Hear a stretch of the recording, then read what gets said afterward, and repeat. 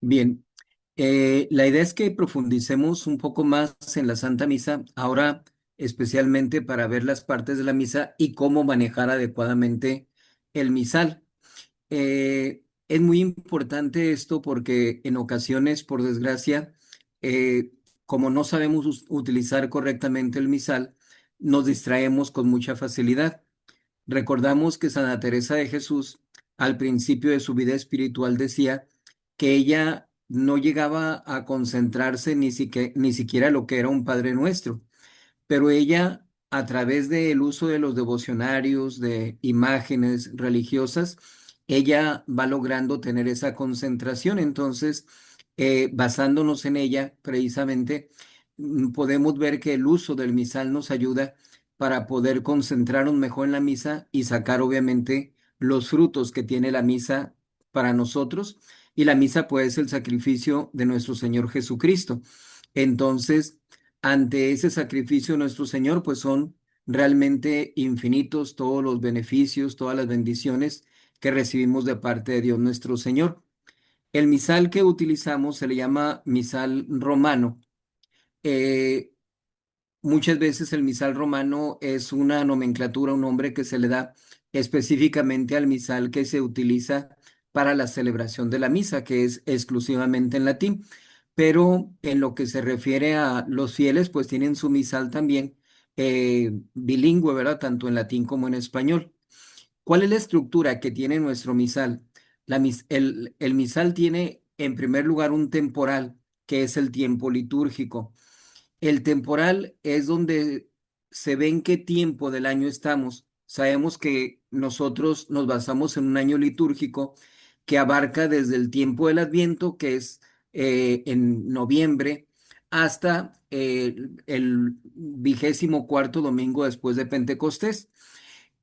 Cuando llegamos al domingo 23 después de Pentecostés, depende de cómo haya caído la Semana Santa para ver cuántos domingos de Pentecostés vamos a tener.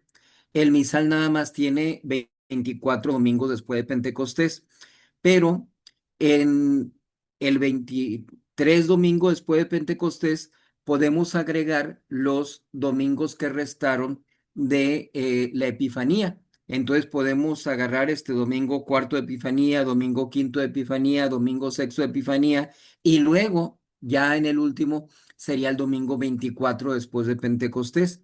En total pueden ser hasta 28 domingos después de Pentecostés, pero como decimos, entre el 23 y el 24 se meten los domingos de Epifanía que sean necesarios para completar los domingos del año litúrgico. Entonces, ahorita, por ejemplo, pues estamos en el tiempo de Pentecostés. Ese es el tiempo litúrgico en el que nos encontramos. Tenemos un santoral que son las festividades de los santos. Entonces, dependiendo del día del año, pues vamos a tener a algunos santos. En ocasiones es un santo, en ocasiones son varios. Hay ocasiones, hay algunos días del año donde no tenemos santos, que se les llama los días de feria. Tenemos el común o los comunes, que es el común de santos. Hay ocasiones en que un santo no trae una fiesta propia y entonces recurrimos al común de los santos. Lo vamos a ver ahorita un poquito más a detalle cuando agarremos nuestro misal para que podamos entender mejor esto. Ahorita nada más para que veamos la estructura que se tiene. Tenemos las misas votivas. Misas votivas viene de voto, que es deseo.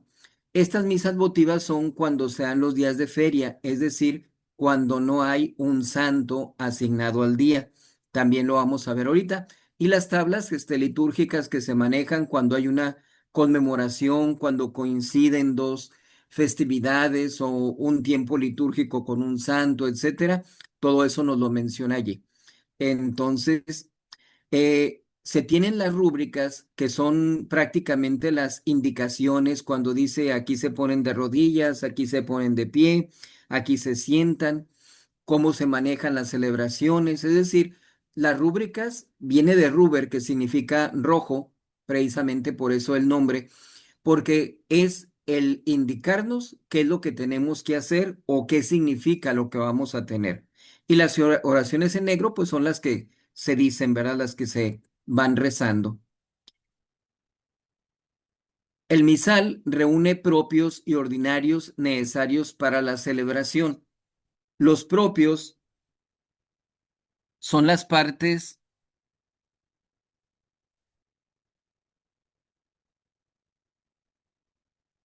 Bueno, los propios son las partes invariables, las partes que no cambian en lo que es el misal, y el ordinario, perdón, el propio es lo que cambia todos los días y el ordinario es lo que no cambia, lo que siempre permanece igual.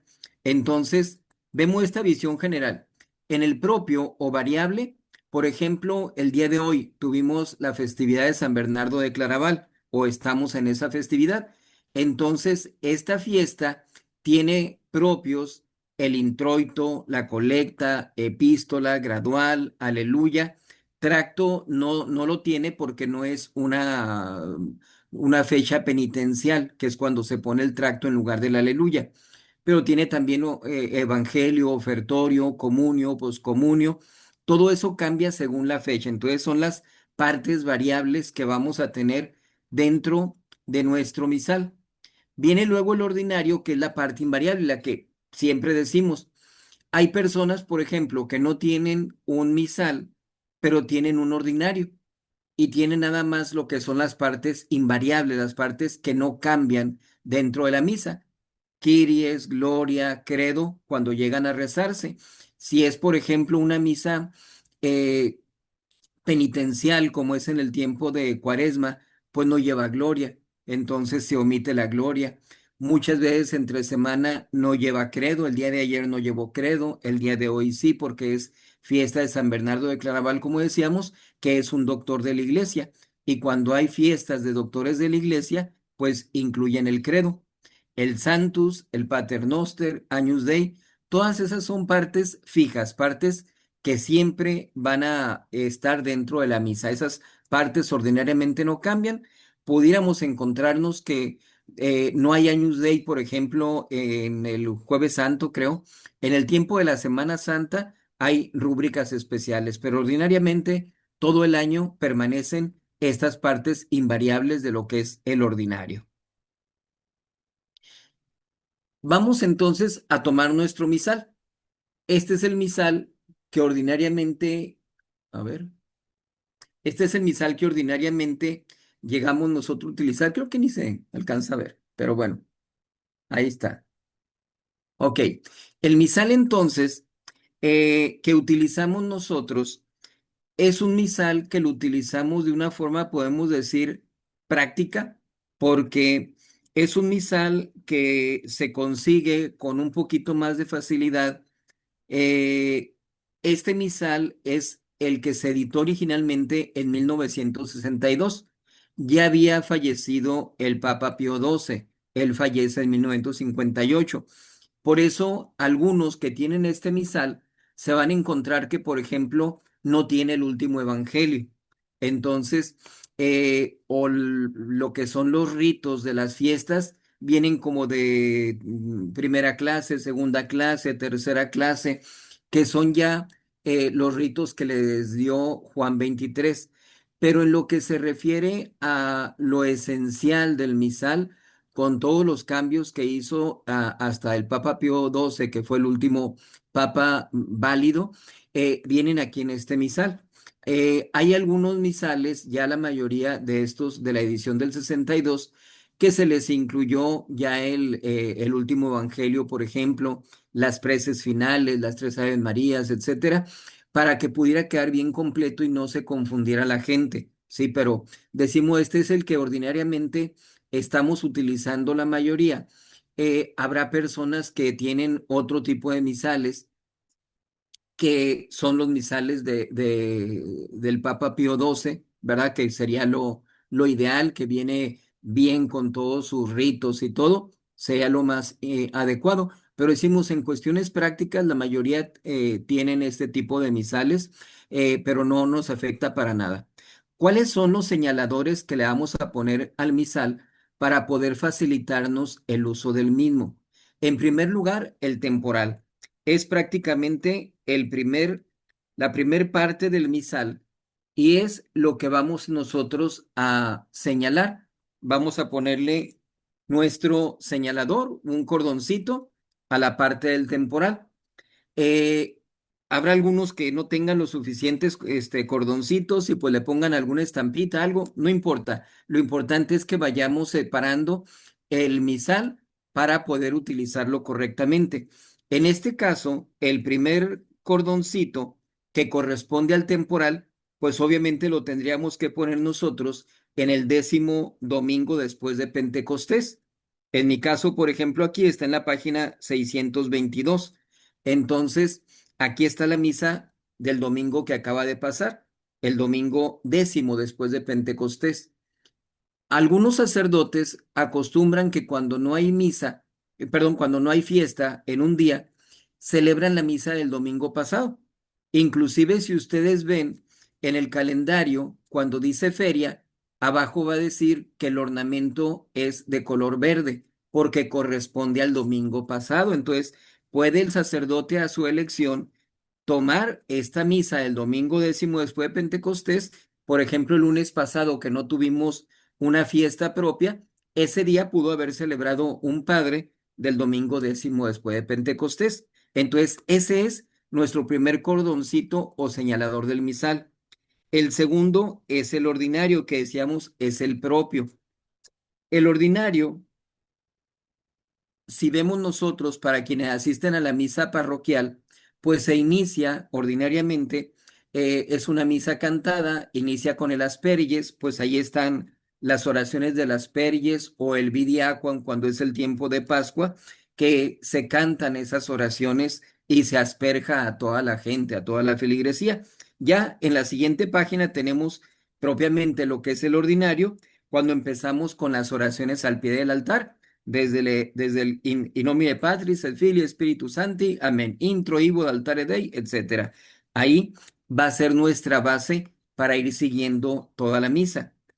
El siguiente señalador, aquí en el misal, es el del común de los santos. El común de los santos, eh, en el misal romano, el misal que utilizamos para la misa, nosotros los sacerdotes, viene después del santoral. Aquí en este caso, curiosamente, viene antes del santoral, viene primero el común de los santos. Si nosotros vemos la misa de hoy, por ejemplo, la misa de San Bernardo de Claraval, tiene toda su misa propia. Todo lo que es la parte variable, todo lo tiene para su fiesta de San Bernardo. Pero el día de ayer no. El día de ayer tuvimos la fiesta de San Juan de Eudes, pero ahí dice que la misa se tiene que tomar del común. Y ahí dice en qué página. Entonces, agarramos nosotros el común y, por ejemplo, si hablamos de San Juan de Eudes, pues nos vamos al común de los confesores. Y esa misa es la que se celebró el día de ayer, ¿verdad? Entonces, nada más las partes propias que tiene San Juan de Eudes, pues son las que vamos a tomar de él, pero todo lo demás se toma del común. Ahorita lo vemos más a detalle. El siguiente señalador es ahora sí el del santoral, que es el del día propio. En este caso decimos, hoy es 20 de agosto, pues es la festividad de San Bernardo de Claraval. Incluso en este misal dice misa in medio, que es in medio ecclesiae, página 841. Si nos vamos nosotros a la página 841, nos encontramos que es la misa del común de doctores. Entonces, vamos a estar tomando algunas partes del común y otras partes las vamos a tomar de aquí de San Bernardo de Claraval, ¿sí? Y luego tenemos el siguiente señalador en las misas votivas. Las misas votivas, como decíamos, son aquellas donde no tenemos una fiesta asignada, no hay un santo y no estamos obviamente en el temporal. Entonces, en las misas votivas, ahí en esa parte ustedes pueden darse cuenta, aquí en este caso es en la página 1363, donde está en las misas votivas, hay misas votivas asignadas a cada día. El lunes que decíamos fue día de feria, que no había un santo asignado. En ese caso, se pudo haber celebrado la misa que viene para el lunes, que es la fiesta de la Santísima Trinidad. Ordinariamente, el lunes es de la Santísima Trinidad. El martes, la misa de los ángeles, misa de ángelis. El miércoles se toma la misa de San José. El jueves, la misa de la Sagrada Eucaristía. El viernes puede ser la misa de la Pasión. En mi caso, que fui ordenado en la festividad del Sagrado Corazón de Jesús, yo acostumbro poner la misa votiva del Sagrado Corazón de Jesús en viernes cuando no hay una fiesta asignada. El sábado es día dedicado especialmente a la Santísima Virgen María y hay misas que se llaman misas de Santa María en sábado. Entonces, son 5 misas de Santa María en sábado que se dividen dependiendo del tiempo, como si fuera el temporal, para el tiempo de Adviento, para el tiempo de Pentecostés, para el tiempo de Pascua, etcétera. Entonces va a ser la misa que se tome como votiva para el sábado. Domingo, obviamente, no hay misas votivas porque es cuando estamos en el tiempo litúrgico, ¿verdad? Pero esos son los señaladores que debemos ponerle al misal para poder manejarlo correctamente, ¿sí? Ya después de esto encontramos, como decíamos, las tablas, devocionarios, sacramentos, etcétera. Muchas cosas que ya dependiendo del misal que se utilice, pues va a ser el adendum que tenga, ¿verdad? Lo que tenga extra, lo que se haya añadido. Y varía mucho de misal a misal. Pero estos son para la misa los 5 señaladores que debemos nosotros tener bien dispuestos. Ya ustedes poniendo esos 5 señaladores, ya cualquier día que asistan, pues ya nada más van a acomodarlos dependiendo del día propio que corresponda y no van a tener ninguna dificultad para ir siguiendo la misa. El calendario litúrgico. El calendario nos señala a nosotros qué día corresponde a cada santo o qué día corresponde al tiempo litúrgico. Al principio, o más bien al final del año, eh, aquí en Trento se tiene la costumbre pues de estar vendiendo el calendario litúrgico para que lo tengan en sus casas y puedan ustedes auxiliarse de él, que pueda ser más fácil para ustedes estar viendo el calendario y de esa manera poder estar teniendo mayor facilidad para ubicar cuál es la misa que corresponde al día. Algunos de los sacerdotes acostumbramos al inicio de la misa decir, la misa de hoy se celebra del domingo 10º de Pentecostés con la conmemoración de el santo que corresponda, ¿verdad? Para que quienes no han revisado su calendario litúrgico, allí se les facilite hacerlo. Pero no todos lo hacen de esa manera y realmente es algo que muy fácilmente lo pueden hacer ustedes si tienen ese calendario litúrgico. ¿Qué nos señala entonces el calendario litúrgico? Debemos determinar primero la fecha. Ese es el primer paso que debemos dar. Si es domingo, para ver el temporal. Si es de feria, es decir, si no hay un santo asignado, como decíamos, como fue el lunes pasado, o si es una fiesta del santoral, una fiesta que corresponde al santo del día, como el día de hoy, día de San Bernardo de Claraval. Tenemos que ver el rito de la fiesta. Eso decide si se sustituye la misa ferial cuando no hay algún santo o si se recurre a los propios, ¿verdad? La feria, decimos, nos lleva a una misa votiva. Pudiera darse el caso, por ejemplo, que en un día de feria el padre celebrara misa de difuntos, ¿verdad? O que celebrara de otra cosa, como les digo, yo celebro el viernes misa del Sagrado Corazón de Jesús. Habrá sacerdotes que lo hagan de esa manera. Incluso en día de fiesta simple, un santo que vean ustedes, en cada cuadrito del calendario, les mandé con Ana Sofía, de hecho, la foto del mes de agosto, para que vean ustedes en la misa, en lo que es la semana de este día, ven ustedes en cada cuadrito que viene la fiesta, por decir algo, el día de hoy, y luego en la parte inferior izquierda va a decir el rito de la fiesta. El día de hoy pues es doble mayor, entonces se pone DM, doble mayor.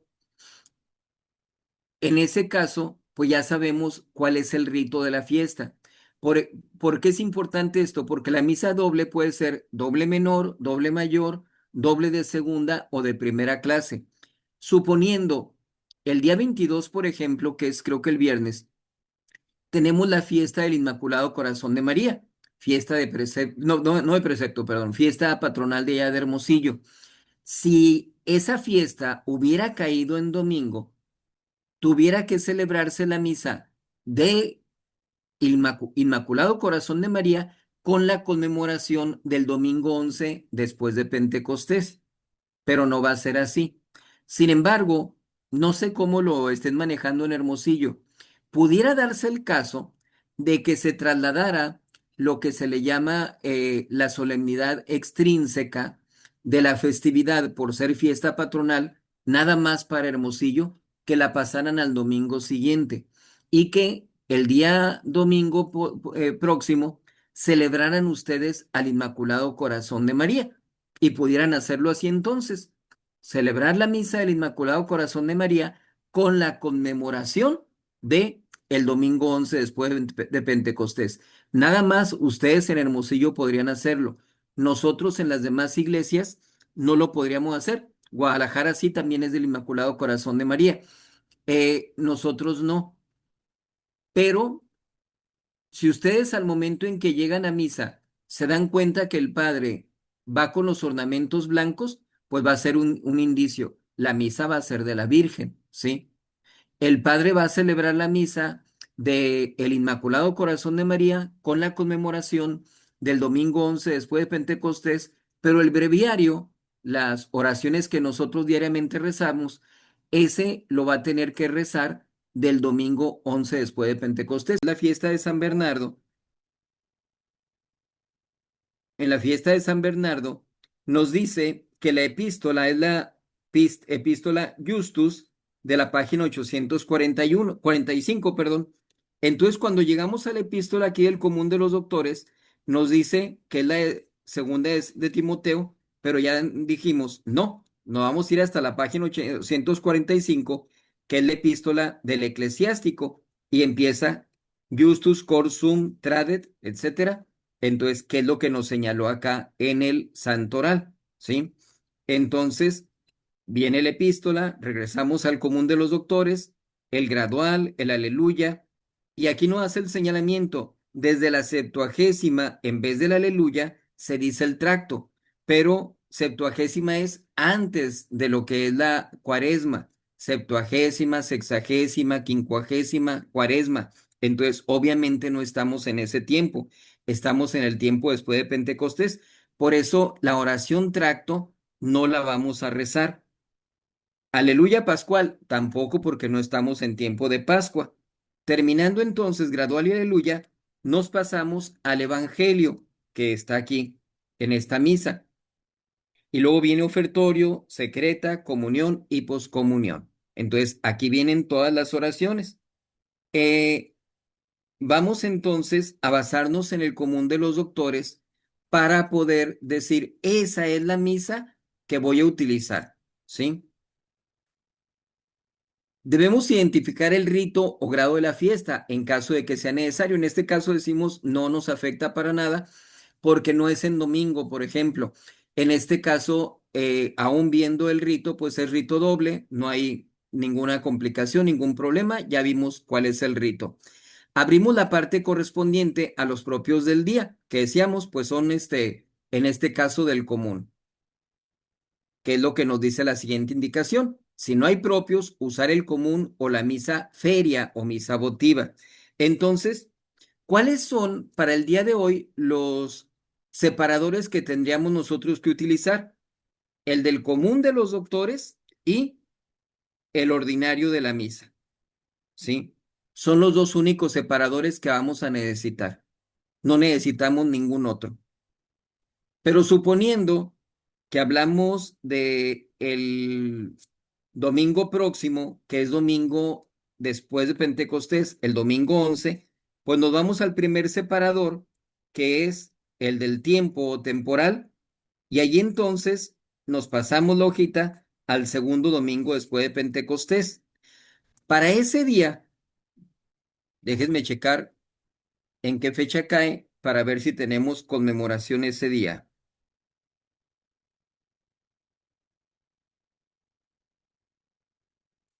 Ahí en la foto que les mandé, ahí pueden ver fácilmente el mes de agosto. Entonces, sí, dice que es domingo 11 después de Pentecostés con la conmemoración del apóstol San Bartolomé. Entonces, vamos a irnos en el santoral al 24 de agosto, que es la fiesta de San Bartolomé. Y ahí entonces viene la misa que corresponde a ese día.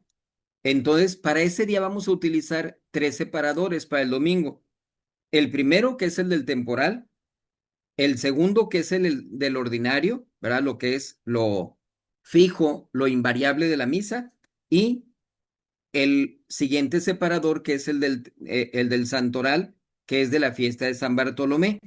Pero como va a ser nada más conmemoración, vamos a utilizar únicamente la oración o colecta, que es la que viene después del introito. Va a ser la oración llamada secreta, que es la que viene después del ofertorio, y la poscomunión. Son únicamente las tres oraciones que se conmemoran, ¿sí? Entonces, esos van a ser los tres separadores que vamos a utilizar para el próximo domingo nada más, ¿sí?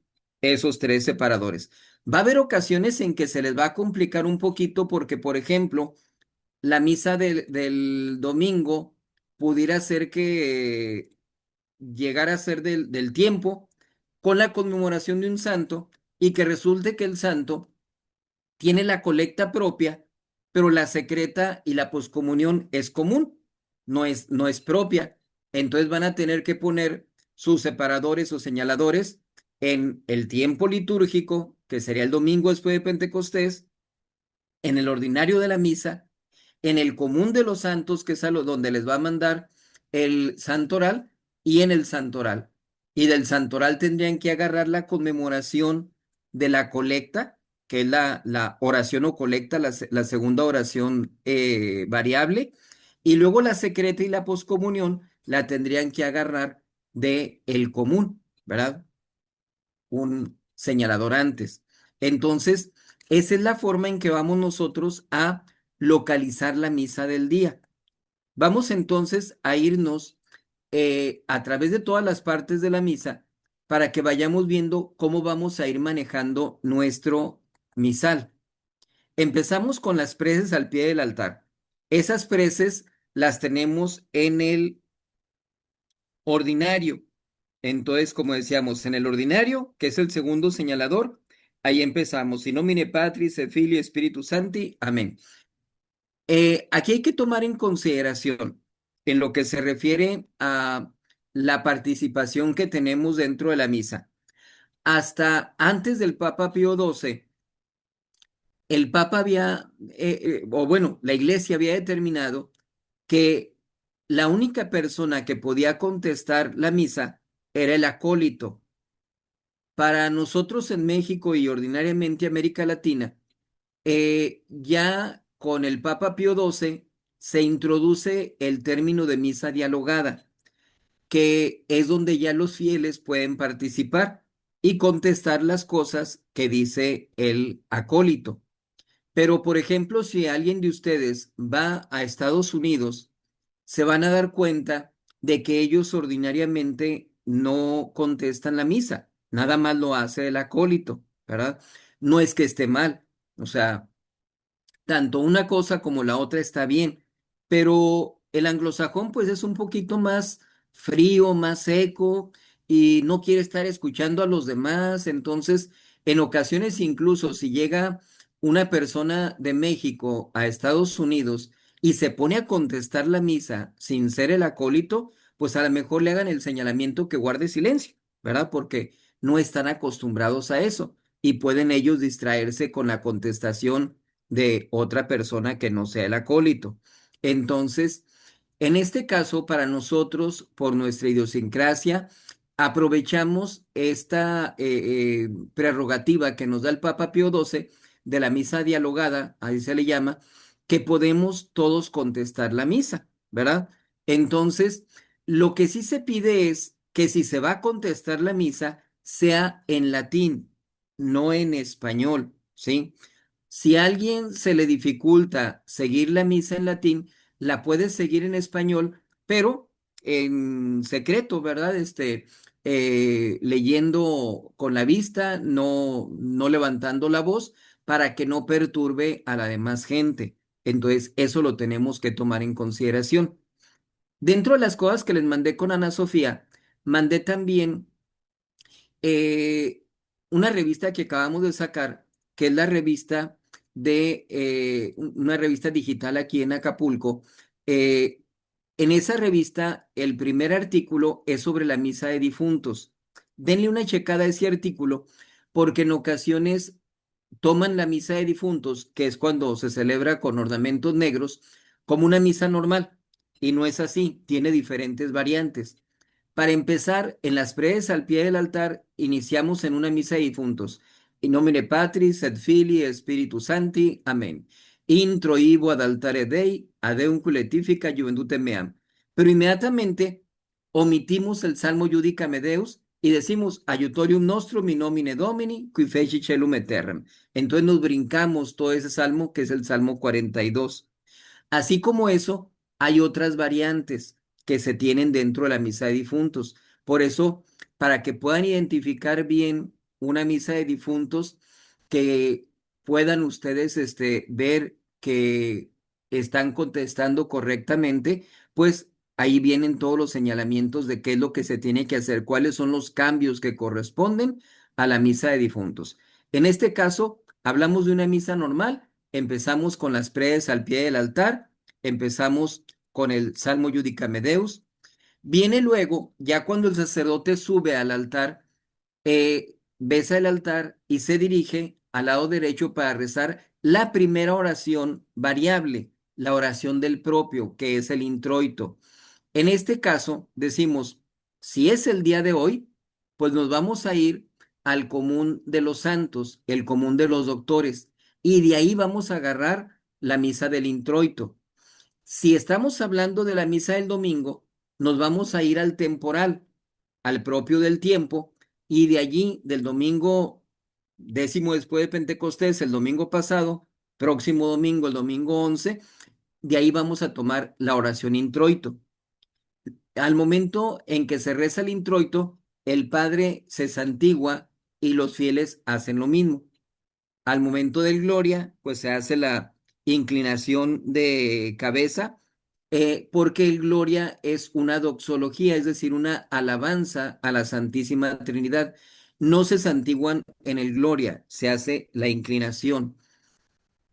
Entonces, tenemos luego que el sacerdote del introito se va al centro del altar, reza los kiries. En este caso, los kiries, pues los tomamos de el ordinario porque es una oración, invariable, es una oración fija. Igual el Gloria. Hoy rezamos el Gloria, no hay ningún problema. Habrá ocasiones en que no se rece el Gloria. Luego viene la oración o colecta, que la tomamos del propio, porque, o en este caso del día de hoy, sería del común de los doctores, porque es la oración que corresponde al santo del día, a San Bernardo de Claraval. La epístola, como decíamos, ya nos había señalado que es, cuál es la epístola que vamos a rezar. Es una epístola que trae propia la fiesta de hoy. Viene el gradual, viene el aleluya, todo del común, no tiene tracto el día de hoy. Viene el Evangelio y en este caso, por ser fiesta de un doctor de la iglesia, pues tiene credo, ¿sí? Entonces, allí vamos ya entre lo que es el ordinario de la misa y el común de los santos, nos hemos ido de un lado para otro, ¿sí? Del común de los santos, el común de los doctores, agarramos las partes invariables, las partes variables, perdón, que fueron el introito, oración o colecta, epístola, gradual, aleluya y evangelio, ¿sí? Las demás partes del ordinario. Kyries, Gloria eh, y el credo, ¿sí? Todo eso fue del ordinario. Continuamos entonces cuando ya vamos hacia el sacrificio, que es el ofertorio. Dentro del ofertorio vamos a ver que el Padre pues hace el ofrecimiento del pan, del vino, oraciones de preparación que hace el sacerdote para poder entrar en lo que va a ser el sacrificio de nuestro Señor Jesucristo. Se va hacia el lado de la epístola. Tenemos que identificar bien el lado derecho, viendo de frente el altar, es el lado de la epístola. El lado izquierdo es el lado del evangelio, porque del lado derecho se reza la epístola y del lado del izquierdo se reza el evangelio. Y es mejor denominarlos de esa manera, lado de la epístola o lado del evangelio, para que no nos confundamos, porque luego de repente el padre nos dice, es que las mujeres tienen que ponerse del lado derecho y las mujeres del lado izquierdo. Y dice uno, ¿y volteando para dónde va? Sí, pues para que sea más fácil identificar, las mujeres van del lado de la epístola, los hombres van del lado del evangelio, ¿verdad? Es la forma en que tienen que colocarse.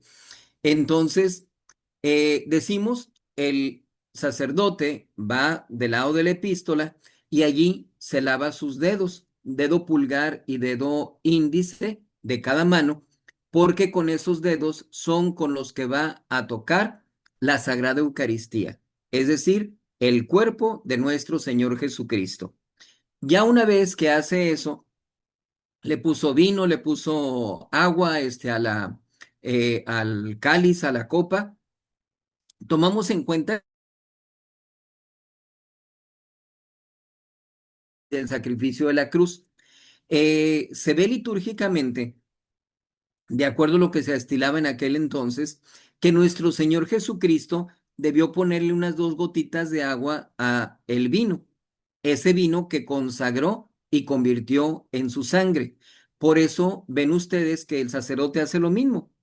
Cuando va del lado de la epístola, le pone primero vino con la vinajera que le da el acólito y luego le pasa la vinajera del agua y también le pone más o menos unas 2 gotitas. No debe pasar de la sexta u octava parte de lo que se le puso de vino. Hay diferencia entre los liturgistas, los teólogos, sobre qué tanto es, si sexta o octava parte. Para el caso práctico se toma que como máximo tiene que ser la sexta parte del vino, lo que sea el agua. Pero 2 gotitas es lo que ordinariamente buscamos ponerle, ¿verdad? Para evitar excedernos, pero tampoco ponerle así, nomás así una pizquita, ¿verdad? No, tiene que ser así unas 2 gotitas de agua. Entonces, eso lo hizo nuestro Señor Jesucristo, eso lo hacemos nosotros también dentro de la celebración de la Santa Misa. El sacerdote se inclina, reza una oración y luego se voltea hacia los fieles y en voz bajita se dice que es una voz mediana, de tal manera de que el único que tiene que alcanzar a escuchar sea el acólito. Los fieles no debieran alcanzar a escuchar al sacerdote cuando dice orate fratres. Entonces, eh, tenemos obviamente iglesias que son más reducidas y que pues por más que quiera bajar uno la voz, cuando menos los de la primera parte de la iglesia alcanzan a escuchar, ¿verdad? Pero el tono de voz tiene que ser para que el que alcance a escuchar el orate fratres sea el acólito, ¿verdad? Entonces, aquí hay que tomar en cuenta que el padre dice orate fratres extendiendo las manos, pero sigue rezando toda la oración, es una oración completa. Y luego ya, hasta que está de frente al altar, es cuando termina de rezar la oración y es entonces cuando los fieles tienen que contestar Sucipia Dominus Sacrificium, etcétera, ¿sí? Entonces, de esa manera, eh, debemos evitar el error de algunas personas que lo que hacen es que llegan a contestar al orate fratres cuando el sacerdote dice orate fratres y luego inmediatamente dicen Sucipia Dominus Sacrificium. No, hasta que da la vuelta completa el sacerdote, es entonces cuando se dice el orate fratres. Para que se pongan atentos, el acólito ordinariamente debe hacerlo de esa manera ya hasta que da la vuelta el sacerdote, inicia con la oración, la contestación, y es cuando los fieles tienen que hacerlo también. Pero hay ocasiones en que no se fijan en el acólito y se adelantan, como decimos, como ya el padre dijo orate fratres, empezamos con la contestación. No, hasta que da toda la vuelta completa y que está de frente al altar, el sacerdote es cuando tiene que terminar su oración. Uno tiene que coordinarse correctamente para ir rezando la oración desde que dijo orate fratres y hasta que está de frente al altar, terminar la oración para que ya los fieles puedan contestar. Tenemos luego la parte del canon. Canon significa regla, que es la parte que no se puede modificar. Es uno de los problemas del modernismo que se metieron con el canon y dice uno, entonces, ¿para qué dijimos que era canon, verdad? Si vinieron a hacer sus cambios a diestra y siniestra. Entonces, el canon es la parte que, pues es la parte fundamental, ¿verdad? Donde vamos a estar con las oraciones ordinariamente en secreto porque vamos a estar muy concentrados para poder realizar la consagración. Empezamos con el prefacio. Si ven ustedes allí, si están siguiendo su ordinario de la misa, pasamos el ofertorio, llegamos a lo que es la secreta y luego viene el prefacio. Nos encontramos aquí con el prefacio común, pero si ustedes van, por ejemplo, al domingo 10º u 11º, el que sea, después de la secreta, les va a decir, prefacio de la Santísima Trinidad, página 778 en mi caso, durante la semana, prefacio común. ¿Qué significa esto? Que si es el domingo, el prefacio que se va a utilizar es el prefacio de la Santísima Trinidad. Pero si entre semana, como habíamos dicho, se llega a celebrar la misa del domingo, el prefacio que se va a utilizar va a ser el prefacio común, que es este que estamos viendo en el ordinario, ¿verdad? Pero ya nos indicó aquí que en la página, en este caso, 778, que es al final de la misa del ordinario, es entonces donde nos vamos a encontrar con el prefacio propio de la Santísima Trinidad, que es el que se reza el domingo.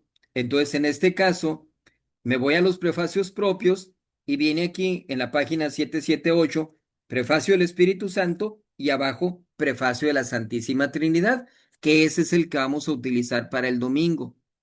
El día de hoy, el prefacio que utilizamos fue el prefacio común. Entonces aquí nos vamos de corridito con el prefacio.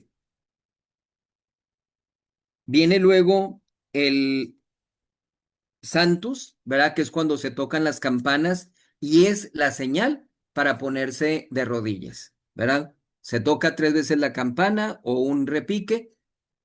Y ordinariamente, incluso cuando llega gente que no es de la feligresía, a mí me llama mucho la atención que cuando se reza el Santus, que se tocan las campanas, en automático la gente se arrodilla, ¿verdad? Cuando es gente devota, hay gente que no es devota y dice, pues parece que se tiene que arrodillar uno aquí, pero no lo voy a hacer, ¿verdad? Ya por mis pistolas no me arrodillo. Pero decimos, cuando la gente es devota, cuando es de buena fe, nada más es cuestión de escuchar las campanas y el Santus para ponerse de rodillas. Nos encontramos entre las oraciones principales del canon con el memento de vivos. En este caso, el sacerdote allí puede encomendar a ciertas personas vivas. Vamos a suponer el domingo. El domingo las misas ordinariamente se consideran que tienen que ser misas pro populo, es decir, misas por el pueblo o por la feligresía. Uno como párroco está obligado a celebrar por sus fieles. Entonces las misas del domingo son misas pro populo. Pero vamos a suponer que alguien dice, padre, mi esposa está grave en el hospital, ¿puede rezar por ella? Ah, sí, la ponemos como segunda intención y aquí en el memento de vivos le pedimos a Dios por esa señora para que pueda salir bien de la enfermedad en que se encuentra o situación en que está de salud. Pero entonces, aquí en el memento de vivos, ustedes también pueden encomendar a sus familiares, seres queridos, personas que pasen por angustias, aflicciones, enfermedades, todo lo que ustedes quieran, ¿sí? Entonces, este es el memento de los vivos. Luego es el comunicante donde pues hacemos énfasis en el dogma de la comunión de los santos, que nosotros nos unimos como pertenecientes a la Iglesia Católica para hacer uso del tesoro de la Iglesia Católica para lograr la mayor gloria de los santos, de la Virgen, de los ángeles, y para que nosotros, los vivos, tengamos los medios suficientes para nuestra salvación y los difuntos para que puedan alcanzar la gloria eterna, ¿verdad? Que se les acorte el tiempo de purgatorio. El Itur es aquí, por lo tanto, cuando coloca el sacerdote las manos sobre, se dice la oblata o la oblación, que es una parte sobre el cáliz y otra parte sobre la hostia. Entonces es el mostrar prácticamente qué es lo que está ofreciendo en sacrificio. Y ahí es donde se toca la campana. Esa campana se toca para señalar a los fieles, ya nos vamos a acercar a la consagración, ¿verdad? Entonces, se acerca el acólito con la campana en mano y se pone de rodillas al lado del sacerdote, un poquito más retrasado, porque va a tomar la casulla y va a tocar la campana cuando se den las genuflexiones y las elevaciones. Aquí señalamos que cuando el sacerdote dice las palabras de la consagración, es muy importante que ustedes lo identifiquen bien, que se den cuenta cuando el Padre está diciendo las partes de la consagración.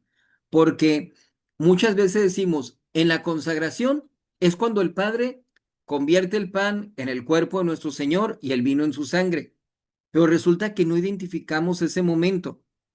Hay gente que dice, es en el momento de la elevación. No, pues si lo estamos elevando es porque ya está nuestro Señor. No tenemos pan. No estamos haciendo la consagración en ese momento. Ya se hizo. ¿Cómo identificamos la consagración?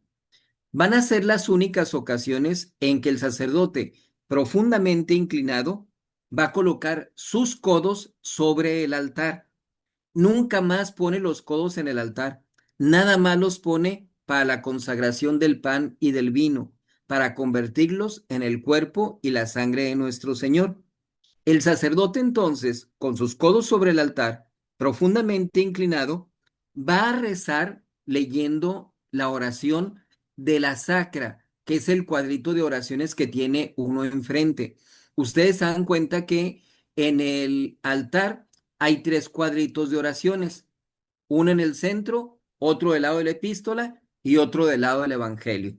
Entonces, en el centro, dentro de las oraciones, tenemos las oraciones de la consagración, tanto del pan como del vino. Del lado derecho, del lado de la epístola, tenemos las oraciones de lavabo. Y del lado izquierdo, del lado del evangelio, tenemos el último evangelio, el evangelio de San Juan.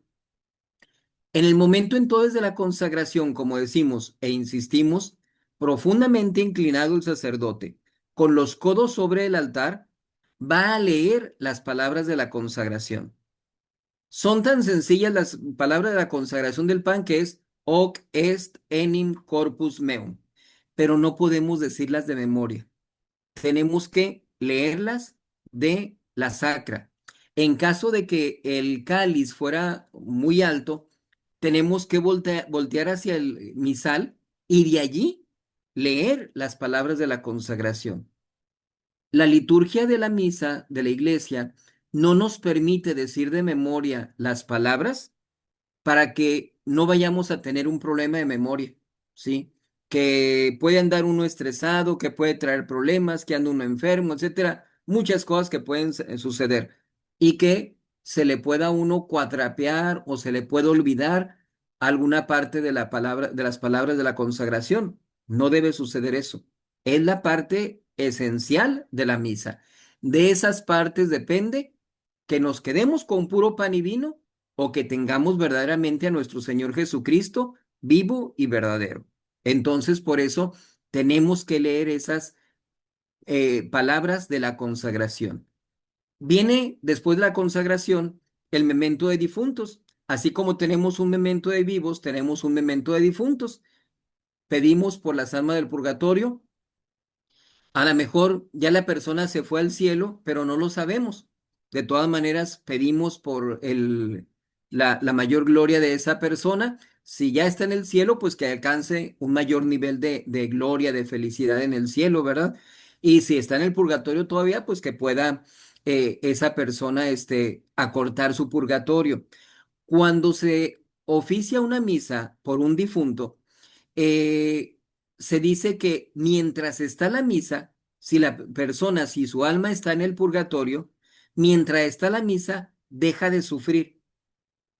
Se suspenden en ese momento todos los suplicios, todos los tormentos.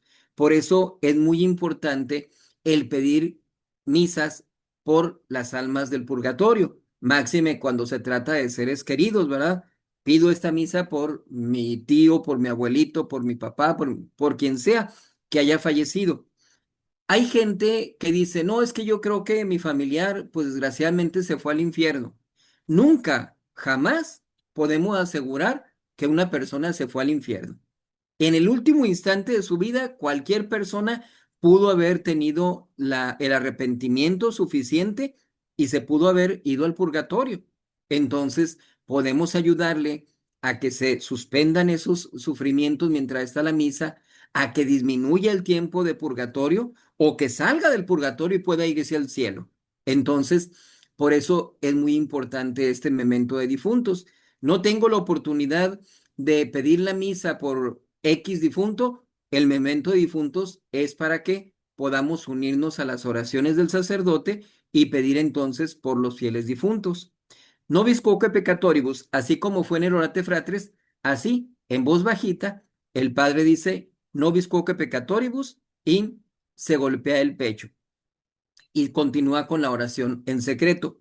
Luego toma el sacerdote la hostia con los dos dedos, índice y pulgar de la mano derecha, y va a regresar el peritzum al momento en que hace las cruces. Peritzum, ecumipso, etinipso, son tres cruces sobre el cáliz y luego otras dos sobre la hostia. Entonces ya luego eleva el cáliz con la hostia y se toca la campana, ¿verdad? Esto es antes del Padre Nuestro, ¿ok? Pasamos entonces a lo que es la parte de la comunión, que inicia precisamente con el Pater Noster. Aquí tenemos que señalar que todo el Pater Noster lo reza el sacerdote en voz alta, excepto lo último. El sacerdote termina con Ene nos inducas in tentationem y luego los fieles responden sed liberanos a malo, ¿sí? Pero los fieles, aún hablando de misa dialogada, no pueden rezar el Padre Nuestro. El Padre Nuestro o Pater Noster, porque es en latín, le corresponde exclusivamente al sacerdote. Pudo la feligresía haber rezado los Kyries, bueno, se alterna con el sacerdote, pudo haber rezado el Gloria, pudo haber rezado el Credo, pero no el Pater Noster. ¿Sí? El Pater Noster no lo reza la feligresía. Nada más la última parte. Se libera nos a malo. ¿Sí? Tampoco se dice amén, porque eso lo va a continuar el sacerdote con el libéranos y ya al final va a rezar el amén o amén en latín. Luego viene el Agnus Dei, que ahí sí, ordinariamente en el Agnus Dei dice el padre, Agnus Dei qui tollis peccata mundi, y los fieles responden, miserere nobis, golpeándose el pecho. Agnus Dei qui tollis peccata mundi, miserere nobis. Agnus Dei qui tollis peccata mundi, dona nobis pacem. Allí cambia la contestación, dona nobis pacem. Cuando tenemos misa de difuntos, cambian las tres contestaciones, ¿sí? Ahí en ese caso de misa de difuntos decimos Agnus Dei qui tollis peccata mundi, dona eis requiem. Agnus Dei qui tollis peccata mundi, dona eis requiem. Agnus Dei qui tollis peccata mundi, dona eis requiem sempiternam, ¿sí? Son las formas en que se contesta. Se me pasó en el Evangelio para el caso de la misa de difuntos que como les digo, ahí en la revista que les mandé, ahí el primer artículo habla sobre la misa de difuntos y especifica eso. Cuando termina el sacerdote de rezar el evangelio, se dice per evangelica dicta y la gente contesta Laus tibi Christe. Algunos sacerdotes nada más besan besan el misal, perdón, y la gente contesta Laus tibi Christe. En el caso de la quinta parte, que es de la comunión, después del Agnus Dei vienen tres oraciones. Esas tres oraciones son oraciones de preparación para la comunión propiamente. En este caso, cuando es misa de difuntos, la primera oración no se reza, que es la oración de la paz. Si ustedes se fijan en una misa solemne, cuando es el celebrante con dos ministros, diácono y subdiácono, después de la primera de estas tres oraciones, el sacerdote les da la paz a los ministros. Cuando es misa de difuntos, aun y cuando sea misa solemne, no se da la paz, ¿sí? Entonces, eh, en una misa de difuntos se omite la primera oración y se dice nada más las otras dos oraciones. Llegamos entonces a la parte de la comunión del sacerdote. Es cuando el sacerdote dice Domine non sum dignus, es decir, Señor, no soy digno. Señor, yo no soy digno de que vengas a mí, pero de una sola palabra y mi alma quedará sana. Tres veces lo hace inclinado profundamente, el acólito toca la campana en las tres ocasiones y luego el sacerdote va a comulgar la hostia, ¿sí? Ya cuando el sacerdote comulga la hostia, es la señal para que los fieles se acerquen a comulgar, los que lo vayan a hacer, ¿verdad? Muchas veces hay personas que se quedan en su lugar esperando a ver a qué hora se acercan los demás, y es un gravísimo error. Nos han tocado ocasiones en que nos vamos toda la misa sin comuniones y luego llega una persona al final. Padre, ¿por qué no hubo comuniones? Pues porque no había nadie para comulgar.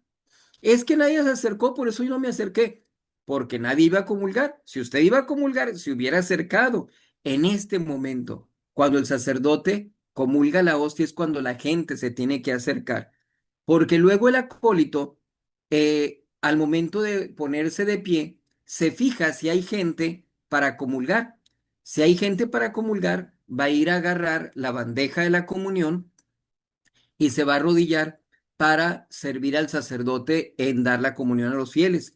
Pero si él no va a comulgar y no va a haber fieles que vayan a comulgar, en lugar de agarrar la bandeja, pues va a agarrar las vinajeras y las va a llevar del lado de la epístola para continuar con la misa sin comuniones, ¿verdad?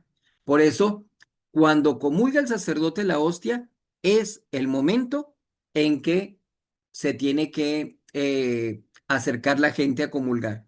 Y cuando el sacerdote comulga del cáliz, es la señal para que la gente rece el yo pecador.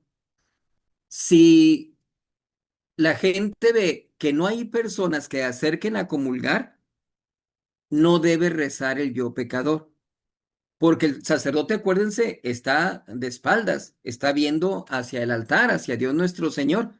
Si uno escucha que rezan el confiteor, el yo pecador, pues uno va a continuar como si fueran a comulgar, ¿verdad? Va a sacar el copón del sagrario, y va a voltear miseriatura, indulgencia, y luego la confusión de dónde está la gente que va a comulgar. Entonces, si no va a haber gente que vaya a comulgar, no se reza el confiteor, ¿ok? Luego viene la comunión de los fieles. Ya como decíamos, el padre después de que se reza el confiteor, voltea miseriatur, indulgencia, y luego agarra el copón con las hostias y de frente a la gente, con una hostia en su mano derecha, va a decir, Ecce agnus Dei, ecce qui tollit peccata mundi. Y luego ya todos los fieles se unen con el Domine non sum dignus, igual como lo había hecho el sacerdote antes de comulgar. Así lo hacen también los fieles. Recordando, son oraciones que tienen que decirse en latín, ¿verdad? Para no confundir a nadie. Se les da la comunión a la gente. La comunión de los fieles tiene que cuidarse mucho de que se haga de manera correcta, no con los ojos cerrados, no con las manos juntas delante de la boca, no con la boca cerrada, no decir el amén, ¿sí? El sacerdote dice toda la oración completa. Corpus Domini Nostri Jesucristi, custodiam tuam in vitam aeternam, amén. El sacerdote la dice, los fieles no, porque hay ocasiones en que uno al momento en que los fieles están diciendo el amén, pues resulta que es cuando le está poniendo la hostia en la boca. Corre el riesgo de que se caiga la Sagrada Eucaristía. Hay ocasiones en que ya recibieron la comunión y luego dicen amén, ¿verdad? Y pues recuerden, podemos aventar partículas, entonces ya recibimos la comunión, ya cerramos la boca. Antes de que el Padre nos dé la comunión, no debemos tampoco decir el amén, ¿sí? ¿Por qué? Porque es el momento en que uno está dando la comunión. Hay ocasiones en que el padre dice, Corpus Domini Nostri Jesucristi, y resulta que el feligrés ya está diciendo amén. Pues si todavía no termino la oración, ¿va? Entonces, no es correcto que la gente conteste amén, no es correcto que cierre los ojos, no es correcto que coloque las manos enfrente de la boca, no debe uno de adelantarse para recibir la comunión. El sacerdote coloca la hostia en la boca, hay que abrirla de manera mediana la boca y al ras de los labios colocar la lengua para que allí sea donde el sacerdote deposite la Sagrada Eucaristía, que no corramos el riesgo. Hay gente que abre desmesuradamente la boca, coloca uno la hostia y pues resulta que les queda en la parte de atrás de la lengua y al momento de cerrar la boca pues se andan atragantando, ¿verdad? Entonces, evitemos ese tipo de detalles. Ya una vez que los fieles han comulgado, regresa el sacerdote al altar. El hecho de que hayan ya comulgado no significa que ya se van a arrodillar, se tienen perdón, que se tienen que sentar, se tienen que quedar de rodillas porque tienen la presencia de nuestro Señor en su cuerpo y tienen que esperarse para rezar su acción de gracias, ¿sí? Vienen entonces las abluciones. El sacerdote va a recibir primero vino en el cáliz y luego lo va a menear, a mezclar y lo va a tomar. Por si quedaron allí algunas gotitas de la sangre de nuestro Señor, que la pueda consumir completamente. Entonces, ya después de eso, va del lado de la epístola y se le va a poner sobre sus dedos vino y agua para poder purificar los dedos y poder ya separarlos y utilizarlos para otras cosas, ¿verdad? Que como decíamos, mientras estuvo la consagración, no puede separar estos dos dedos, tiene que mantenerlos juntos porque van a ser exclusivamente para tocar a nuestro Señor. Entonces, en este caso ya del lado de epístola, se le echa vino y agua. Pudiera darse el caso de que nada más se le tuviera que poner agua al sacerdote porque hay una misa posterior, una misa que se va a celebrar 3 horas antes de haber terminado perdón, 3 horas después de haber terminado la primer misa o la anterior. ¿Qué es lo que pasa? Que tenemos que guardar el ayuno eucarístico. Entonces el sacerdote va a tomar nada más agua porque en términos teóricos, si el sacerdote toma vino, ya rompe con el ayuno y tiene que esperarse 3 horas para poder celebrar la siguiente misa. Por ejemplo, hay sacerdotes que celebran a las 9 y luego celebran a las 11. Ah, pues ya no le alcanza el tiempo para tomar ni vino ni cualquier otro alimento sólido. Entonces, en este caso, el vino se considera como un sólido. Son 3 horas de ayuno. Entonces, si en un lapso de 3 horas va a celebrar otra misa, se le debe poner únicamente agua, tanto en el centro del altar como del lado de la epístola. Ya una vez que pasa eso, el sacerdote se dice adereza el cáliz, lo acomoda como estaba en el principio cuando salió de la sacristía para iniciar la misa y luego se va del lado de la epístola y va a rezar la comunio o comunión.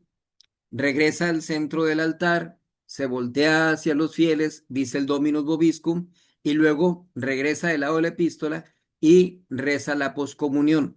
Acuérdense, comunión y poscomunión son oraciones variables. Se toman entonces del propio, ya sea del propio del tiempo, del temporal, que fue el primer separador o señalador, o del propio de los santos, ¿verdad? Que pudiera ser el común, como en el caso del día de hoy. Se toma de allí esas dos oraciones, comunión y poscomunión. Llegamos al fin de la misa, el sacerdote regresa al centro del altar, besa el altar, se voltea, Dominus vobiscum, ecum spiritu tuo, ite misa est. Ordinariamente decimos eso, ite misa est, y la gente responde, deo gracias. Si fuera una misa votiva, por ejemplo, misa del Sagrado Corazón de Jesús, misa de Santísima Trinidad, misa de Ángeles, etcétera, esas misas decimos de días donde no había una fiesta especial, el sacerdote se va a regresar hacia el altar y va a decir Benedicamus Domino.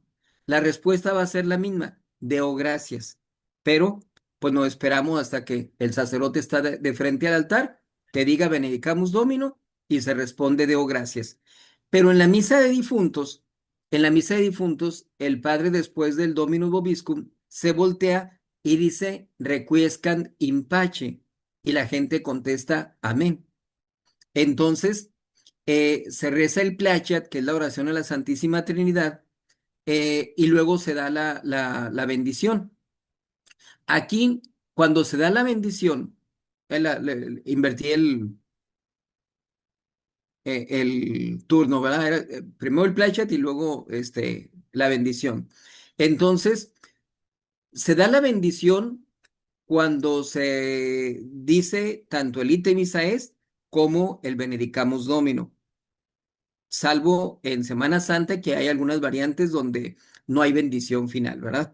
Entonces, pero misa de difunto nunca hay bendición. Entonces, ya el sacerdote te dice, benedicat vos omnipotens Deus, volteando hacia el altar, y luego se voltea hacia los fieles, Pater et Filius et Spiritus Sanctus, amén, y nos vamos al último evangelio, ¿sí? Dominus vobiscum, ecum spiritu tuo. Initium Sancti Evangelii secundum Johannem. Y es entonces cuando se reza esta oración del misal, que corresponde a la parte fija, la parte invariable, ¿sí? Entonces, que es el ordinario de la misa. Vienen las preces finales, son tres Aves Marías, son las salves, es la salve, perdón. En la salve hay que señalar que cuando todos rezamos al mismo tiempo la salve, pero luego el sacerdote solo dice, ruega por nosotros, Santa Madre de Dios. Eso no lo rezan los fieles, nada más lo reza el sacerdote. Ruega por nosotros, Santa Madre de Dios, y luego es el sacerdote el que se queda callado para que la gente conteste, para que seamos dignos de alcanzar las divinas gracias y promesas de nuestro Señor Jesucristo. Amén. La siguiente oración, oh Dios, nuestro refugio y fortaleza, nada más la dice el sacerdote. Es una oración de intercesión del sacerdote por los fieles. Por eso nada más la reza el sacerdote, no la rezan los fieles. San Miguel Arcángel la rezan todos los fieles. Corazón sacratísimo de Jesús, ten misericordia de nosotros. Mucha gente dice, ten piedad y misericordia de nosotros, y es un error. Ten piedad de nosotros es exactamente lo mismo que ten misericordia de nosotros. Entonces, cuando dicen, ten piedad y misericordia de nosotros, háganme cuenta que están diciendo, ten piedad y piedad de nosotros, o ten misericordia y misericordia de nosotros. Si ustedes ven en latín, la contestación es miserere nobis, ¿verdad? No dice miserere en miserere nobis, ¿verdad? Es una sola vez. Entonces la respuesta es, ten misericordia de nosotros. Santa María de Guadalupe, todos la rezamos. Y luego la oración por las vocaciones. Hemos tomado la costumbre de rezar esta oración y Monseñor Dávila así nos lo ha indicado como nuestro obispo que es, por la necesidad que tenemos de vocaciones sacerdotales. Sin embargo, esta oración no es una oración propia de la misa. Me tocó en una ocasión que fui a una ciudad y me dicen, padre, y se regaña al padre, que era el padre de allí. ¿Por qué? Es que él no reza la oración por las vocaciones. Bueno, le digo es que realmente no hay obligación, no es una oración propia al misal. Pero los demás padres sí la rezan, sí, ¿verdad? Porque lo hemos tomado como costumbre, pero no es una oración propia de la misa, ¿sí? Es una oración asignada por Monseñor para que pidamos por las vocaciones. Entonces, tomamos en consideración eso. Termino hablándoles sobre la misa dialogada. La misa dialogada es el método de asistir a la misa rezada, por la cual el pueblo responde al celebrante en unión con el acólito y se asocia en el rezo de varias partes de aquella, es decir, de la misa, ¿sí? Entonces, en este caso decimos, como lo comentábamos antes, es algo que le corresponde a la Iglesia como un derecho, como un privilegio que se dio por parte del Papa Pío XII, pero no nos extrañe que en algunos lugares no se acostumbre a hacer. Incluso en América Latina, los lefebristas, por ejemplo, a pesar de celebrar la misa así en latín, ellos pues son muy estrictos en no dejar que la feligresía conteste. Entonces, eh, les comento la anécdota. En una ocasión estaba yo en Estados Unidos y una señora, precisamente de acá de Acapulco, donde estoy ahora, ella asistió a ese lugar, ella era americana, y al momento de la misa empezó ella a contestar, pero como se dio cuenta de que nadie contestaba, pues se quedó callada. Al final hubo una cena y estaba ella presente y comenta que pues ella pues tuvo que quedarse callada porque vio que nadie contestaba. Dice, es que ya estoy acostumbrada a que en Acapulco todos contestamos la misa. Y la gente empezó a decirle que estaba mal, que era un error, etcétera. Y luego en ese entonces no hablaba nada de latín, nada de inglés, perdón, y no estaba entendiendo yo lo que decía. Entonces ella me traduce y me dice, padre, ¿y por qué entonces, si no debe contestarse la misa de parte de los fieles, por qué en Acapulco así lo hacen? No, le digo, en Acapulco y en todo Trento, y no es que no se deba hacer. El Papa Pío XII lo autoriza. Hay una autorización para que se dé la misa dialogada, así la denomina él, misa dialogada, donde los fieles pueden contestar. Incluso hay una misa que se puede explicar por parte de una persona. Hay un narrador, por decir algo, que les puede ir indicando a la gente en qué parte de la misa se va, ¿verdad? Debe tenerse mucho cuidado con esas misas, porque en ocasiones el que está narrando la misa, pues se convierte como en un sustituto del sacerdote, ¿verdad? El Señor sea con vosotros, y la gente contestando, ¿y con tu espíritu? No, no, no. Está comentando la misa, es una misa comentada, no está sustituyendo o supliendo al sacerdote. Pero decimos, aquí nos referimos a la misa dialogada. Comprende dos partes. El que el pueblo diga en voz alta todas las respuestas del acólito y en unión con éste. Es decir, todo lo que le corresponde al acólito lo puede contestar la feligresía. ¿Sí? Se unen allí. Y el que el mismo pueblo diga en tono de recitado a la vez y en unión con el sacerdote las partes que en la misa solemne corresponde cantar al pueblo, como el Gloria, Credo, Santus, Benedictus y Agnus Dei. No aquellas, esto es para algunas iglesias muy importantes, cuya ejecución es propia de la Schola Santorum, ¿verdad? Cuando hay coro en la iglesia, y no nos referimos a la gente que canta, cuando tenemos canónigos dentro de algunas iglesias, principalmente catedrales, ahí en ese caso, esas partes las puede llegar a cantar la Schola Santorum, que son el introito, gradual, etcétera, pero esas no las reza la feligresía, ¿sí? Entonces, pero sí tiene todo el derecho la feligresía de rezar en voz alta el Gloria, el Credo, el Santus, el Benedictus y el Agnus Dei, aparte de todas las oraciones que reza el acólito, ¿sí? Entonces, para que sepan ustedes eso de la misa dialogada, que no se confundan si ven que alguien más no contesta, o en algún lugar y ven que no contestan, que sepan qué es lo que pasa, pero que sepan que tienen que contestar en latín, ¿verdad? Si no, pues en silencio, mentalmente, con la vista nada más, siguen la misa. Pero ya aquí, con el uso del misal, ya vemos, son esos 5 separadores que tenemos, señalamos las partes principales de nuestro misal para que de ahí nos estemos ubicando. Misa del tiempo, agarramos un separador para el temporal y otro para el ordinario de la misa, lo que son las partes invariables. Si tenemos un santo en ese día que se conmemora, pues agarramos también del santoral. En las misas cantadas no se hace conmemoración, salvo que llegue a ser una conmemoración de algo privilegiado, ¿verdad? Como decíamos, una misa de el Inmaculado Corazón de María, con la conmemoración del domingo, pues el domingo siempre se va a conmemorar, ¿verdad? Entonces siempre se va a rezar o cantar esa conmemoración. Pero ordinariamente, cuando es misa cantada, nomás se reza la oración propia del tiempo, ¿sí? Entonces, si es entre semana, nos vamos a lo que es el santoral. Si el santoral nos indica que tenemos que tomar todo o algunas oraciones del común, pues agarramos el común y el ordinario.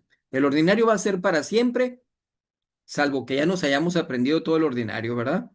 Pero si no nos lo hemos aprendido, pues entonces agarramos el otro separador del ordinario y sería santoral, común y ordinario. ¿Ok? ¿Preguntas, dudas que tengan ustedes? Padre, aquí le pusieron una por el chat, se la voy a A ver. leer. ¿Qué se debe responder cuando el sacerdote eleva la sagrada hostia y también cuando se eleva el cáliz con la sangre de nuestro Señor Jesucristo? Allí es donde se dice Señor mío y Dios mío. Algunos misales ponen otra oración diferente cuando se eleva el cáliz, pero no es obligatorio. Se puede en las dos ocasiones decir Señor mío y Dios mío. Muy bien, Padre. Esa es la única duda que me han puesto hasta ahora. Ah, ok, perfecto. Muy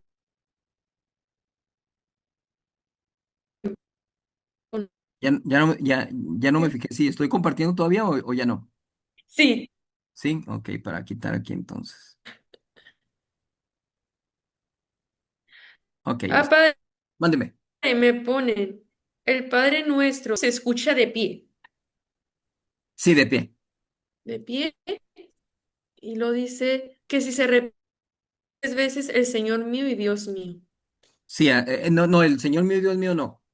El Domine non sum dignus. El Señor, yo no soy digno de que vengas a mí, pero una sola Mm, palabra y mi alma quedará sana. Es lo que se hace 3 veces. Pero el Señor mío y Dios mío no, nada más una vez en cada elevación. ok, muy bien. Y se dice aquí, para conseguir misales válidos, ¿qué debemos no? Se me está acordando un poquito, si me repite la pregunta. Ah, sí. Para conseguir misales válidos, ¿qué debemos notar? Allí, por ejemplo, el Padre Ángel está haciendo una edición de misales. Ujú. Se tiene esa facilidad allí.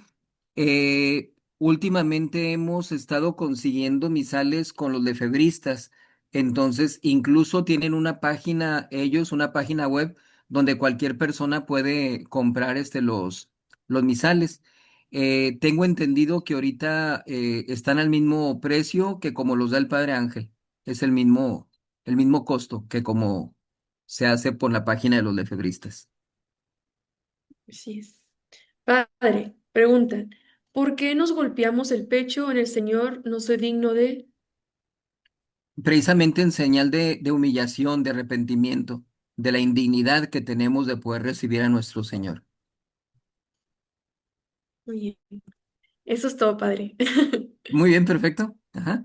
Bien. Ya les mandé la presentación, no sé si ya se las pasaron, pero para que puedan distribuirla, entonces tienen tanto la presentación como la la revista digital que les digo, donde viene en su primer artículo, luego, la misa de difuntos y Ujú. el calendario de este mes de agosto, pero si tiene el calendario litúrgico ya de todo el año, pues ahí lo tienen a la mano, es la misma, nomás la foto de la hoja de este mes de agosto, ¿no? Muy bien, Padre. Muchas gracias. Para Este, servirles,